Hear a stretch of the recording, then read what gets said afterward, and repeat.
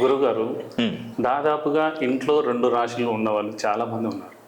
ఉంటే వాళ్ళకు చాలా మంది ఏమంటున్నారంటే నీ రాశి ఇది, నీ రాశి అది, నీకు ఇట్లా జరుగుతుంది, నీకు అట్లా జరుగుతుంది అని దాదాపుగా ఏదో ఒకటి ప్రాబ్లమ్స్ ఇంట్లో 2 రాశులు ఉన్నాయి. ఒకవేళ దాని అట్లా ఉంటే దానికి పరిష్కారం ఏంటి? పరిష్కారం ఓకే. మొన్న ఒక ఆయన ఇదే విషయం అడిగాడు. ఓకే సార్, మా ఇంట్లో మా 2 పిల్లలు కుంభరాశి వారే సార్, ఇంట్లో 2 రాశులు ఉండొద్దు అని మీరు అంటున్నారు. అంటే ఆయన ఏమంటారంటే విషయం చూసి, సార్ ఒక అమ్మాయిని నేను ఎవరికైనా దత్తత ఇవ్వాలని అన్నారు. అంటే నేను చెప్పేది ఎంత జాగ్రత్తగా ఎంత ఫాలో అవుతున్నారంటే నాకే సంతోషం వేసిందండి. నిజంగానండి, దత్తత అని అవసరం లేదండి, అంత అవసరం లేదు. ఇంట్లో 2 రాసుల ప్రభావం ఉంటే దానికి సంబంధించిన చిన్న చిన్న పరిహారాలు చెప్తాను. దానికి 1000, లక్షలు, 100,000, 1000 ఏం ఖర్చు కావండి. ఫస్ట్ ఎవరైతే ఇంట్లో 2 రాసులు ఉన్నారో వాళ్ళ డేట్ ఆఫ్ బర్త్లు కావాలి, వాళ్ళ డెస్టినీ నంబర్ కావాలి. అది పిల్లలైనా పెద్దవారు ఎవరన్నా కానివ్వండి. వాళ్ళకు ఒక కుండలి ఉంటుంది, గ్రహచార చక్రం ఉంటుంది, చక్రం అదే రాశి చక్రం ఉంటుంది. పుట్టినప్పుడు గ్రహాలు ఏ ఏ స్థానాలలో ఉన్నాయి, సప్తమ స్థానం ఏం తెలియజేస్తుంది, నవమ స్థానం ఏం తెలియజేస్తుంది, ఇవన్నీ స్థానాలను లెక్క కట్టుకొని వాళ్ళు పెట్టుకున్నటువంటి పేరు ఎన్ని డిగ్రీస్లో ఎంత ఫ్రీక్వెన్సీలో ఉందో చూసుకోవాలి.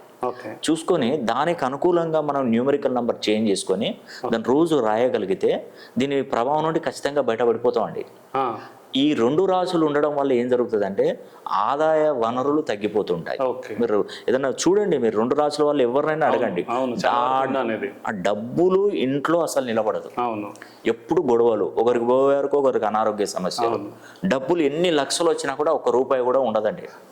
ఇంట్లో 2 రాసుల ప్రభావం ఉంటే భార్యాభర్తల మధ్య విభేదాలు చోటు చేసుకుంటాయి. మరి ఇవన్నీ పరిష్కారం కావాలంటే ఎట్లా? అదే ఇప్పుడు నేను చెప్పాను కదా, ఇప్పుడు నేను ఏం చెప్పాను, మీ వీళ్ళ యొక్క డేట్ ఆఫ్ బర్త్లు నేను కనుక నాకు పంపిస్తే దాని ప్రకారం నేను దానికి సంబంధించినటువంటి రెమెడీ చెప్తాను. కాబట్టి ఏంటంటే మీరు ఎవ్వరు కూడా అధైర్యపడొద్దండి. ఇంట్లో 2 రాసులు ఉంటే భగవంతుడు ఇచ్చిన దానికి మనం ఏం చేస్తాం? భగవంతుడు ఒక పుట్టుక ఇచ్చాడు, ఒక డేట్ ఆఫ్ బర్త్ ఇచ్చాడు, మనం దానికి అనుకూలంగా మన పేరు పెట్టుకోవాలి.